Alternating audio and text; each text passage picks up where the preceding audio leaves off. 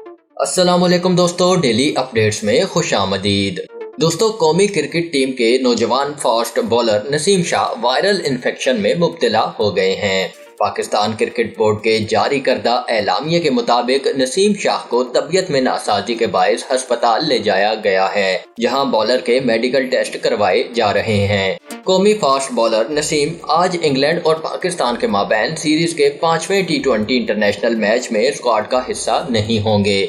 दूसरी जानिब बॉलर को डेंगू का खदशा जाहिर किया जा रहा है, ताहम रिपोर्ट्स आने पर मर्ज की तशखीस हो सकेगी। कबल अजीम नसीम शाह को आज कज़ाफी स्टेडियम में खेले जाने वाले मैच की प्लेइंग 11 में शामिल करने का फैसला किया गया था।